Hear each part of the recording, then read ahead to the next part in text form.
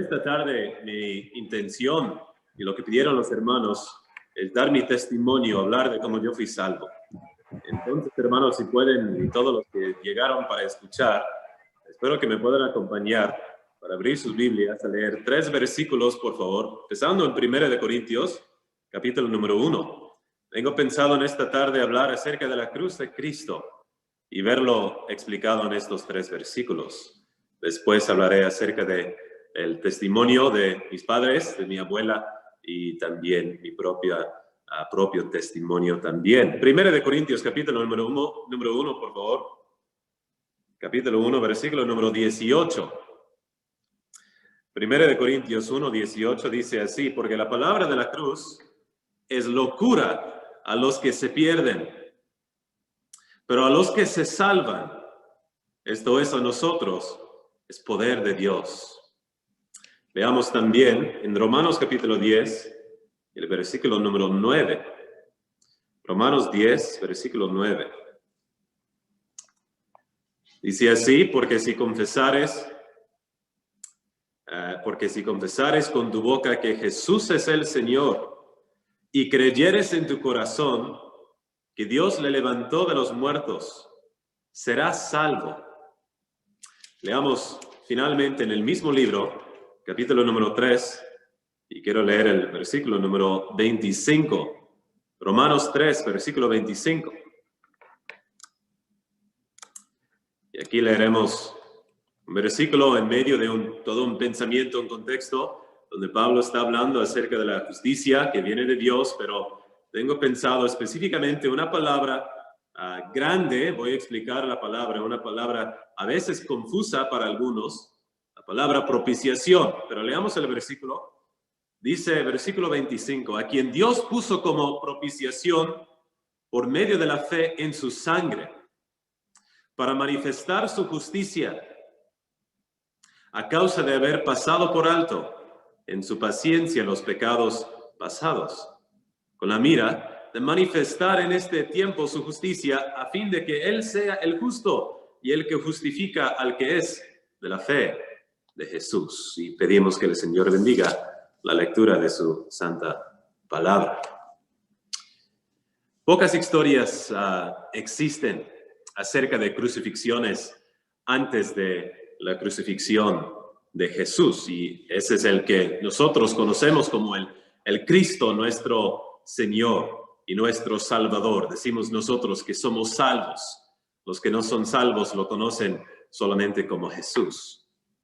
La cruz fue un símbolo de tortura reservada para los hombres más abominables, los hombres, digamos, más repugnantes para toda la sociedad. Y en la ciudad de Roma, el lugar de tortura se encontraba en las afueras de la ciudad, donde la mayoría del pueblo no fue expuesto a la vista asquerosa de un hombre colgado de manos y colgado de pies. Tan despreciable fue el acto de crucificar, que aún la palabra crucificar, ese verbo crucificar, se evitaba en la conversación común de estos romanos. El filósofo romano Cicerón, él dijo: lejos esté el nombre de la cruz, no solo del cuerpo, sino aún de la mente, de los ojos y de los oídos de los ciudadanos romanos. Es necesario que usted reconozca que la religión y la sociedad moderna hace mención de esta cruz, la cual fue mencionada por Cicerón y que se encuentra en la Biblia, pero hace mención de la cruz, de una cruz esterilizada, de una cruz desinfectada, según ellos. Se puede decir también expurgada de significado. En el primer siglo, y es nuestra intención en esta tarde, el hermano Chirinos y su servidor, aclarar, según la palabra de Dios, cuál es el significado verdadero de la cruz de Cristo. ¿Qué significa? ¿Qué sucedió en la cruz? ¿Por qué murió el Señor Jesucristo? ¿Por qué es que Dios envió a su propio Hijo para morir, para ser obediente hasta la muerte y una muerte de cruz? ¿Por qué tuvo que derramar su propia sangre? ¿Por qué es que el Señor Jesucristo murió en una cruz romana, en la ciudad de Jerusalén. Hay muchas historias, hay muchas versiones, hay muchas ideas acerca de la crucifixión de Cristo, pero la palabra de Dios aclara específicamente qué quiere decir y qué significa, no solamente para mí, sino, querido amigo, en esta tarde lo hace para usted también, para todos los hombres. Fue algo desagradable para los romanos. Pero no solamente para los romanos, la cruz también fue desagradable para los judíos. Y la palabra de Dios usa una palabra muy específica, no es desagradable el adjetivo, sino acerca de los judíos, dice en Gálatas 6 que fue un tropiezo. Y eso quiere decir que fue una ofensa para el pueblo judío. Una ofensa a tal grado que cuando los judíos pensaban en la cruz, ellos pensaban en una blasfemia, específicamente cuando hablaban de Cristo. Porque para ellos la idea de que Dios tiene un hijo que fue encarnado por una Virgen María y que después que él fue crucificado en una cruz romana, para ellos esto fue una blasfemia y por lo tanto la palabra de Dios dice que es una ofensa para el judío, desagradable para el romano, una ofensa para el judío, una ofensa a su pensamiento, su forma de pensar. Pero había un judío y nosotros lo conocemos como el apóstol Pablo. Y este judío, algún día, él cambió su perspectiva y él iba hacia Damasco. Y la palabra de Dios dice que él iba con poderes y en comisión de los principales sacerdotes. Pero ese día él vio una luz del cielo y dice la palabra de Dios que esta luz sobrepasaba el resplandor del sol, la cual, dice Pablo, me rodeó a mí y a los que iban conmigo. Y desde entonces la cruz jamás fue una ofensa para Pablo, sino que ahora decía el apóstol Pablo acerca de esta cruz, tan ofensiva para el judío. Pero Pablo como judío decía esto de la cruz: con Cristo estoy juntamente crucificado. Y ya no vivo yo, mas vive Cristo en mí. Gálatas 2, versículo 20. Dice más Pablo, dice acerca de la cruz: y lejos esté de mí gloriarme, sino en la cruz de nuestro Señor Jesucristo, porque el mundo me es crucificado a mí y yo al mundo. Gálatas 6, versículo 14. El apóstol Pablo cambió totalmente. En ese momento una etapa nueva empezó en su vida. Él conoció al Señor Jesucristo. Conoció a aquel hombre llamado Jesús solamente para él, que ese hombre llamado Jesús también era el Cristo. Y en ese momento él dijo, Señor. Y el apóstol Pablo reconoció, Cristo, Jesús, Él es el Salvador, Salvador de sus pecados, Salvador del infierno, Salvador eterno, Salvador seguro, Salvador personal. Y querido amigo, le quiero decir a usted también en esta tarde, Él quiere ser su Salvador.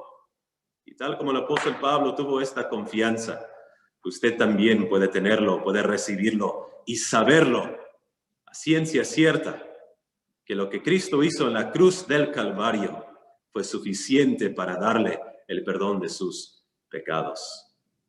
Todo cambió para Pablo.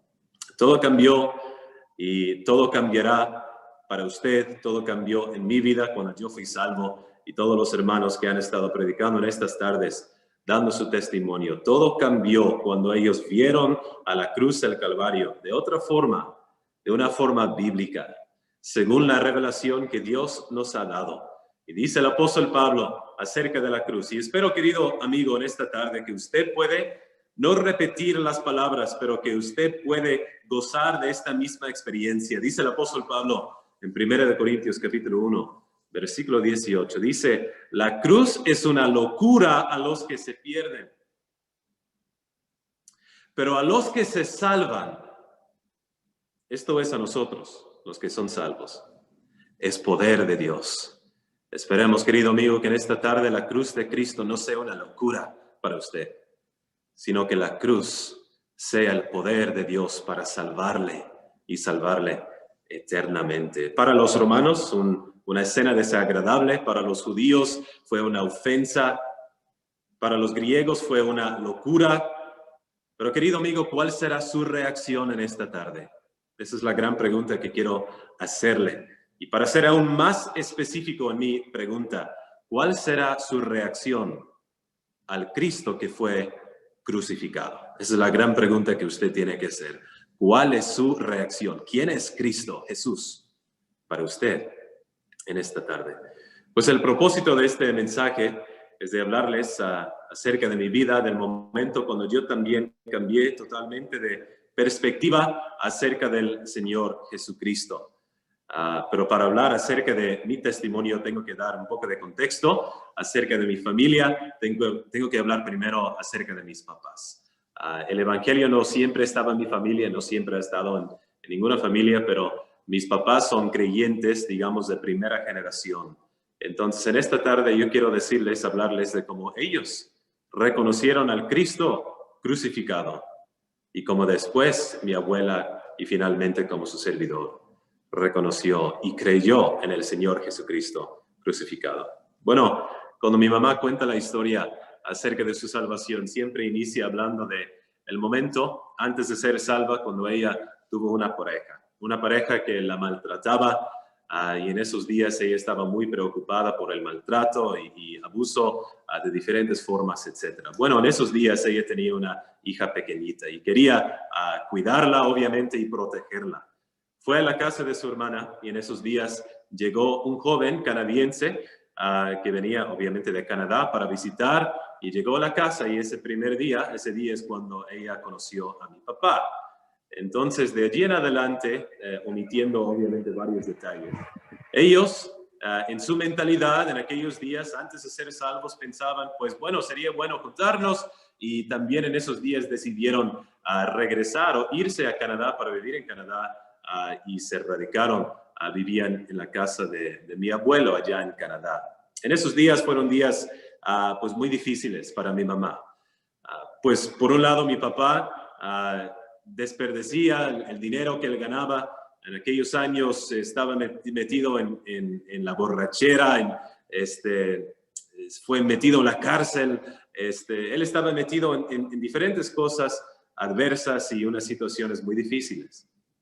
En esos días, otra vez, mi mamá quería regresar a Canadá, pero lo que sucedió es que un día ellos fueron a lo que se llama en Canadá la Exhibición Nacional del Pacífico. Y es como una feria allá en la ciudad de Vancouver, Canadá. Y fueron a la feria y estaban caminando y todavía no conocían al Señor, pero las asambleas de Vancouver todavía lo hacen, aunque este año no pudieron hacerlo. Levantan una carpa y dentro de la carpa pone literatura y varios hermanos están en la carpa para hablar con toda la gente que va caminando a la feria. Bueno, mi papá era una de esas personas y le dijo a mi mamá, mira, tienes que venir a ver la Biblia más pequeña, más chiquitita de todo el mundo. Y ella dijo, no es católico, no quiero entrar. Pero bueno, entraron y conocieron a un señor que hablaba español, al hermano David Jones, un siervo que ya está con el Señor de Chile.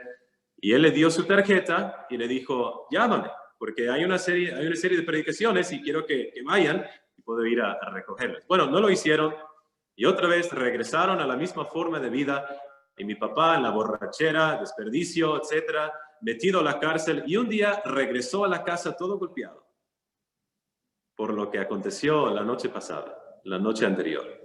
Regresó a la casa, lo sacaron de la cárcel una sola noche. Llegó a la casa, allí estaba mi mamá, muy enojada con él, obviamente. Y él prometió que de ese día en adelante él iba a cambiar. No sabía cómo, él no sabía lo que iba a hacer, pero en ese mismo momento él decidió, voy a cambiar. Y lo que hizo es que esa misma tarde se acordó de la tarjeta que tuvo en su bolsillo. Y en ese día él llamó el número y no estaba el señor David. Ya había regresado a Chile, pero el que contestó, le dijo, hay otro hombre, se llama David Smith. David Smith ahora tiene más o menos 94 años, mucho celo en el evangelio y en aquel entonces era igual. Y él habló con mi papá y le invitó a la serie de predicaciones que había en la asamblea de Deep Cove, el norte de Vancouver. Y mi papá asistió y mi mamá también asistió. Y mi mamá no entendiendo mucho, batallaba para poder entender, pero una noche los hijos de David Jones ahí estaban y su hija tradujo el mensaje para mi mamá allá atrás.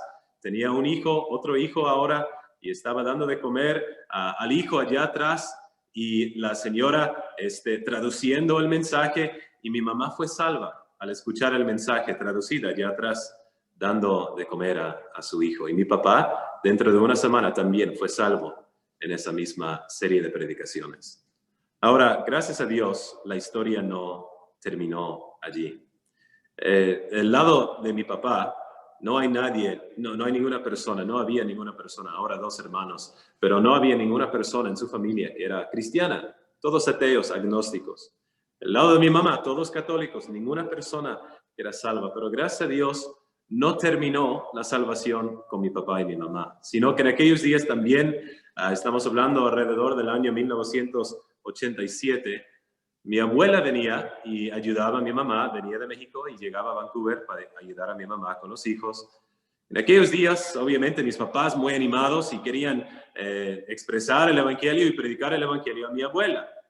Pues ella muy católica, pues al inicio no quería escuchar, pero después de varias conversaciones con diferentes personas, el Señor obró en su vida y mi abuela también fue salva. En aquellos días ella tenía que regresar a México. En aquellos días los extranjeros solamente tenían, o mexicanos solamente tenían 3 meses o 6 meses en Canadá, tenían que salir del país. Regresó a México.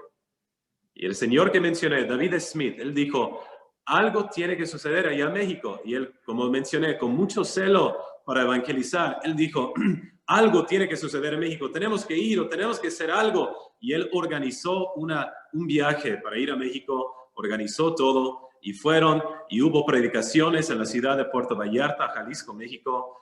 Y después de las predicaciones el Señor obró otra vez. Y ahora una tía y otra tía fue salva y varios vecinos de mi tía, etc. El Señor obró en el Evangelio y varias personas fueron salvos. Y gracias a Dios no terminó allí tampoco, sino que de allí le complació al Señor a crecer la obra en México y se expandió a otras partes de la República. Y el día de hoy podemos hablar de cerca de 20 parejas de hermanos, siervos al Señor, que llegaron a México y que están trabajando en 11 ciudades diferentes en la República de México. Ya han escuchado a Pablo y Timoteo, 2 hermanos y otros hermanos que conocen que están predicando en México. Bueno, la señora Felipe Gaitán ya salva y hablando con sus vecinos y otros que llegaron, el Señor obró y la obra expandió. Otra vez, gracias a Dios, no terminó allí. El Señor siguió obrando. Y todo esto es contexto para decirles cómo es que el Evangelio llegó a la familia Sid. Gracias a Dios, una nueva etapa empezó en la familia Sid. Como mencioné, todos mis familiares de otros años y otras generaciones no eran creyentes, pero otra etapa empezó. Y en el año 1996, un jovencito allá en Vancouver, angustiado y muy escéptico, también fue salvo. Quiero mencionar 3 cosas acerca de mi propio testimonio. Yo a los 8 o 7 años, no sé por qué, quizás personalidad, pero yo estaba muy angustiado y lleno de dudas acerca de cosas esenciales con respecto a la Biblia. Y quizás hay un joven escuchando y puede relacionar conmigo acerca de su situación actual. En aquellos días yo era dominado por las dudas. Una de las dudas era la veracidad de la Biblia. Otra duda era la verdad absoluta, si existía una verdad absoluta o si todo era relativo. La veracidad de la Biblia, la verdad absoluta. Y todo esto me causaba mucha angustia, mucho dolor, mucha inquietud en aquellos días. Y después de corregir alguna de esas dudas, también a los 8 años, otra vez muy angustiado, ahora en la Biblia encontré más dudas y yo empecé a pensar, aunque yo fui instruido en la iglesia, en la asamblea donde yo fui criado, me enseñaron y predicaciones cada semana y los esfuerzos con los niños, etcétera, y mis propios padres, aún así yo tenía dudas acerca de la salvación. Yo dudaba acerca de perder mi salvación. Yo dudaba acerca de no ganar mi salvación por obras. Yo dudaba acerca de el enojo de Dios, que si Dios va a estar enojado conmigo cada vez que yo peco, y también estaba muy angustiado acerca de fallarle a Dios y no estar seguro de tener mi salvación eterna. Por un lado escéptico, por el otro lado angustiado. Pero finalmente a los 9 años. Es un testimonio, hermanos, que el Señor puede obrar aún en la vida de un jovencito de 9 años. Gracias a Dios, yo fui criado en un hogar cristiano. Si hay niños aquí, en hogares cristianos, y tú no eres salvo, quiero decirles que no hay una edad demasiado temprana. Estamos hablando de una manera razonable, obviamente, ¿no?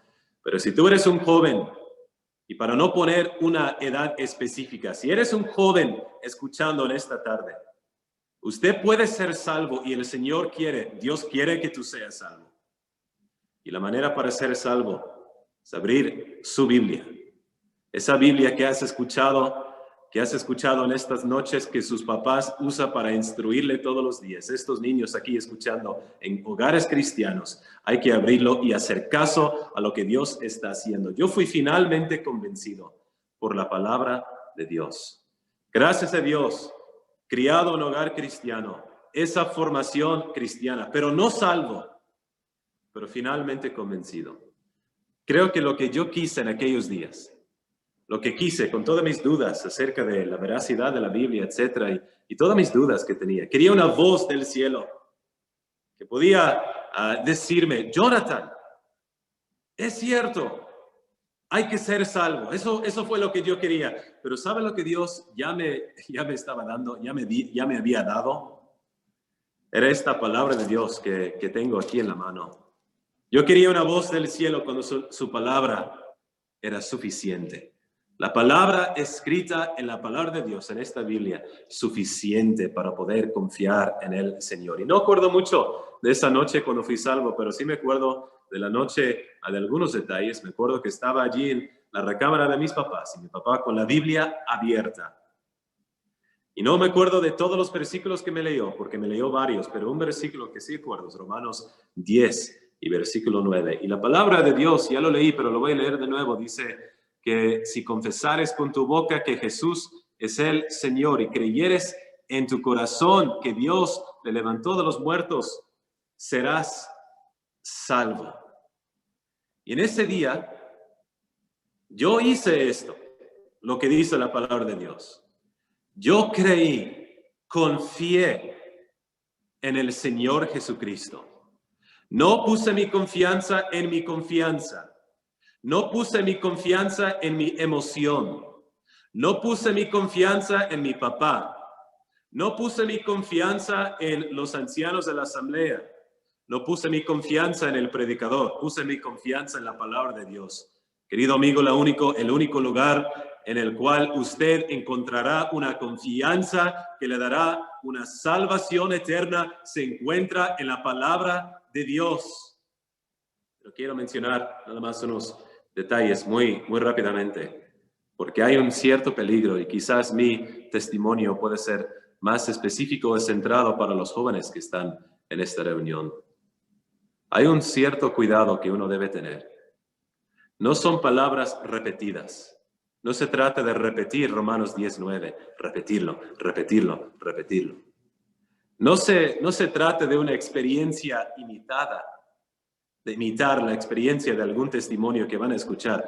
Bueno, pues si mi experiencia no fue como el hermano Sid, o si no fue como el hermano Chirinos, o si no fue como el hermano tal que van a predicar más adelante, si no fue como la experiencia de ellos, entonces quizás Dios no está obrando conmigo. No es la imitación de una experiencia, no es la repetición de unas palabras específicas, y no son unas emociones forzadas. Tengo que llorar, o tengo que estar demasiado triste, o tengo que caminar de aquí a tal lugar, o hacer esto, o hacer aquello. Querido amigo, lo que Dios quiere que usted entienda es esto específicamente, que su Hijo murió en la cruz del Calvario para pagar por sus pecados, y cuando Él murió, Él pagó por los pecados, terminó con la obra. Es suficiente lo que Él hizo, suficiente, lo terminó. Y no hace falta ninguna cosa para agregar a su vida para asegurarse de la salvación. Lo que Cristo hizo en aquella cruz fue suficiente. Por eso leí ese versículo en Romanos capítulo 3. En Romanos 3 leemos esa palabra que le dije que voy a explicar y voy a ir terminando mi mensaje. No sé específicamente cuánto tiempo tengo más, pero ahorita voy a terminar. Específicamente dice Romanos 3, usa esta palabra, propiciación, a quien Dios puso como propiciación. ¿Sabe lo que quiere decir propiciación? Una definición muy básica quiere decir esto, que Dios lo puso para satisfacer su justicia, para satisfacer su justicia. Querido amigo, quiero hacerle una pregunta en esta tarde y usted tiene que hacer la pregunta a sí mismo también.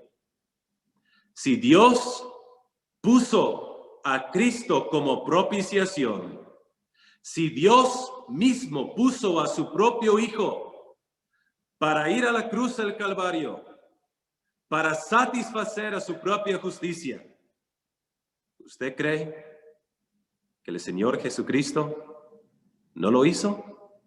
¿Que no lo cumplió? ¿Usted cree que la obra que Dios inició con su propio Hijo, que el Señor Jesucristo no lo terminó? No, querido amigo, en esta tarde hay que reconocer que la obra que Dios le hizo para hacer, lo terminó, lo perfeccionó, lo completó de una manera perfecta. Y por lo tanto, usted en esta tarde puede confiar en Él, confiar en Cristo como su Salvador de los pecados. A diferencias con los romanos, con los judíos, con los griegos, la cruz no fue una escena desagradable. La cruz no fue una ofensa para mí. La cruz mucho menos fue una locura para mí, sino el sufrimiento que Cristo experimentó donde dice Hebreos 12:2, Él sufrió la cruz. Por el gozo puesto delante de Él, sufrió la cruz. Cuando Él sufrió esa muerte, Él proveyó nuestra paz con Dios. Y en una sola frase, yo puedo definir mi testimonio y con esto termino. Con la muerte de Cristo, Dios estuvo satisfecho.